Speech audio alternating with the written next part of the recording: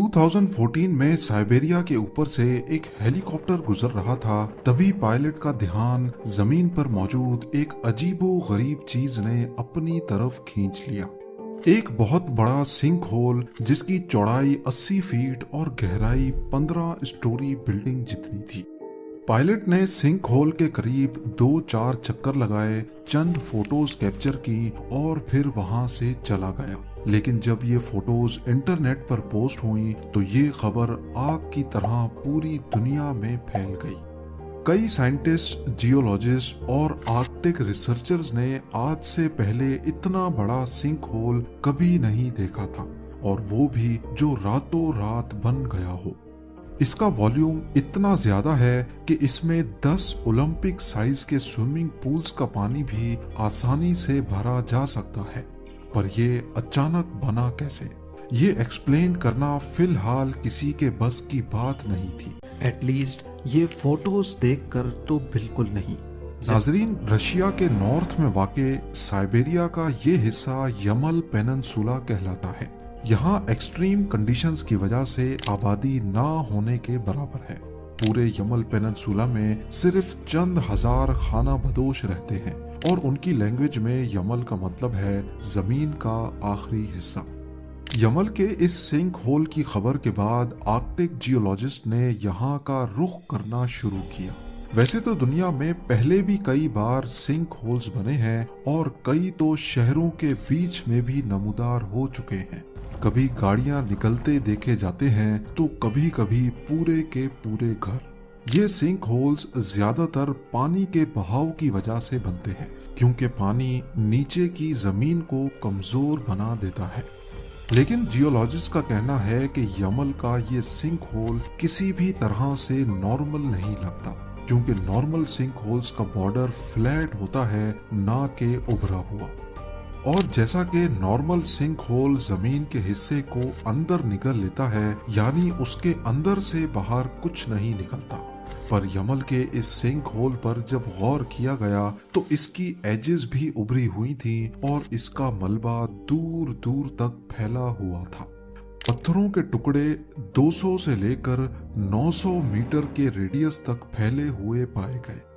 इस तरह का मलबा वहीं देखने को मिलता है जहां कोई एस्ट्रॉइड आकर गिरा हो, पर रिसर्चर्स को सिंक होल के अंदर किसी एस्ट्रॉइड के टकराने का कोई भी एविडेंस नहीं मिला। साइंसदानों का ख्याल है कि ऐसा सिर्फ एक ही कंडीशन में हो सकता है, एक बहुत बड़ा कुदरती धमाका। नॉर्मली जमीन के अंदर उबलने वाला लावा इस किस्म के धमाके पैदा कर सकता है, पर अगर ये सच है तो सिंक होल से बाहर निकलने वाला लावा या वॉल्केनिक रॉक कहीं तो नजर आए। इस सिंक होल के इर्द गिर्द पत्थर तो हैं, लेकिन इनका वॉल्केनो से दूर दूर तक कोई रिलेशन नहीं बनता। फिर आखिर क्रेटर जैसा दिखने वाला ये सिंक होल बना तो बना कैसे? ये जानने के लिए इसके अंदर हवा, पानी और मिट्टी के कुछ सैंपल्स कलेक्ट किए गए, और इस बार साइंसदानों को एक दिलचस्प सुराग मिल ही गया। इन तमाम सैंपल्स को जब टेस्ट किया गया तो इसमें एक चीज बहुत ज्यादा क्वांटिटी में पाई गई, मीथेन गैस। खाना पकाने और गर्माइश के लिए इस्तेमाल होने वाली मीथेन एक नेचुरल गैस होती है जो कि कार्बन और हाइड्रोजन के साथ मिलकर बनती है।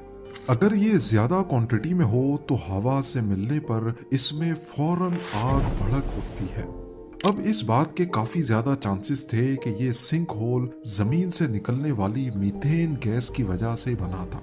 ये मिस्ट्री अब साइंसदानों के लिए खत्म हो चुकी थी, और उनका इस मामले की गहराई तक जाने में कोई इंटरेस्ट नहीं बचा था। पर इससे पहले कि वो ये जानते कि इतनी ज्यादा मीथेन गैस आई कहां से है, यमल पेनिनसुला पे ही 8 मजीद सिंक होल्स बरामद हो गए। ये सारे सिंक होल्स भी सेम उसी तर्ज के बने हुए थे कि जैसे यहाँ कोई धमाका हुआ हो। जब सैटेलाइट इमेजेस में देखा गया तो मालूम पड़ा कि 2014 के बाद यहाँ एक के बाद एक सिंक होल्स बनते जा रहे हैं।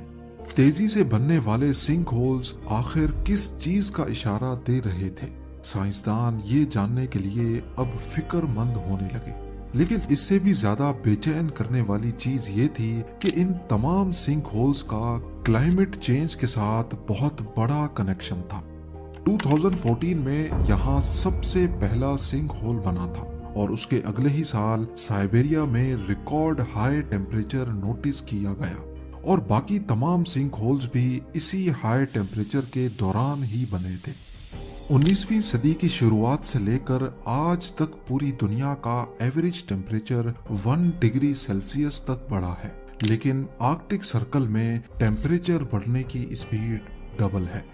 तो अब साइंसदान ये सोचने पर मजबूर हो गए कि इन सिंक होल्स का क्लाइमेट चेंज के साथ क्या कनेक्शन है और अर्थ का फ्यूचर क्या होगा अगर ये एक एक करके बढ़ते गए।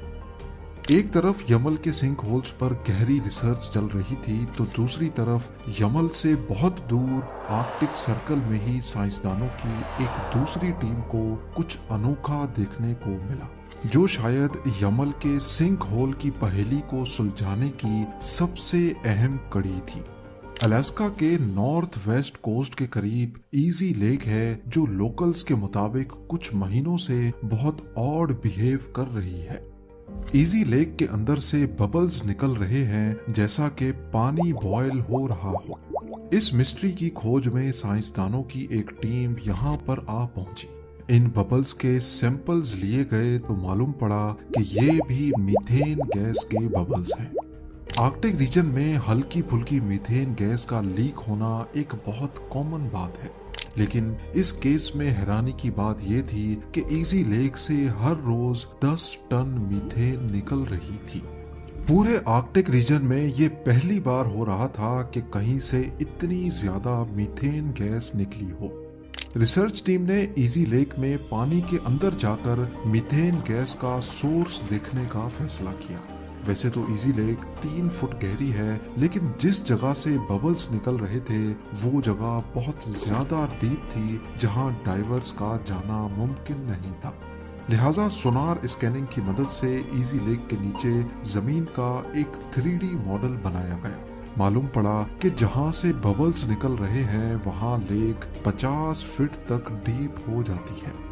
एक तरफ यमल में सिंक होल्स के बनने की वजह भी मीथेन गैस ही बताई जा रही थी, दूसरी तरफ इजी लेक के नीचे से भी बहुत ज्यादा क्वांटिटी में मीथेन गैस लीक हो रही थी। ये दोनों लोकेशंस आर्कटिक सर्कल में ही आती हैं और तो और इन दोनों के बीच में एक चीज और भी कॉमन है, वो ये कि ये दोनों लोकेशंस जमीन की ऐसी किस्म के ऊपर मौजूद हैं जिसको परमाफ्रॉस्ट कहा जाता है। परमाफ्रॉस्ट उस किस्म की जमीन को कहते हैं जो अंदर से पूरी तरह से फ्रोजन हो, जमी हुई हो। ये बहुत बड़े एरिया पर फैली हुई जमीन है जिसमें रशिया, कनाडा और अलास्का का काफी हिस्सा शामिल है।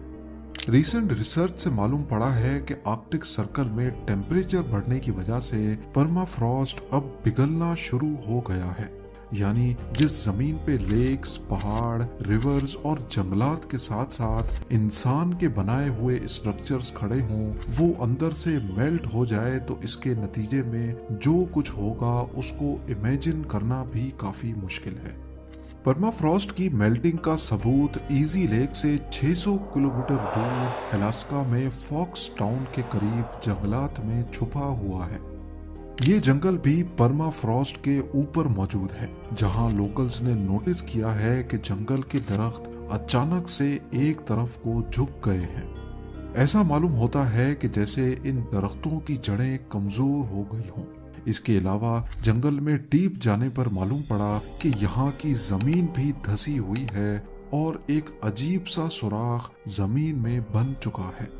इस सुराख के अंदर पानी गिरने की आवाज लगातार सुनाई देती है, जबकि आसपास ना कोई पानी का चश्मा है ना ही कोई लेक। ये इतना बड़ा चेंज कई सदियों से नहीं हो रहा, बल्कि ये सिलसिला सिर्फ 2018 के बाद से शुरू हुआ है। पर सवाल ये है कि परमाफ्रॉस्ट के पिघलने का मीथेन गैस और यमल के सिंक होल से क्या कनेक्शन है। इस चीज को समझने के लिए फेयरबैंक अलास्का में परमाफ्रॉस्ट के अंदर ही एक टनल खोदा गया। इस टनल के अंदर क्या देखा जाता है कि जमी हुई जमीन के साथ साथ कदीम दौर के जानवरों के ढांचे भी जमे हुए हैं, जिसमें मैमथ, स्टेप बाइसन और हजारों साल पुरानी घास भी प्रिजर्व हो रखी है। इससे ये जाहिर होता है कि परमाफ्रॉस्ट के अंदर ऑर्गेनिक मैटर की भी बहुत ज्यादा क्वांटिटी है। ये तो आप सबको मालूम होगा कि तमाम ऑर्गेनिक मैटर के अंदर कार्बन होता है।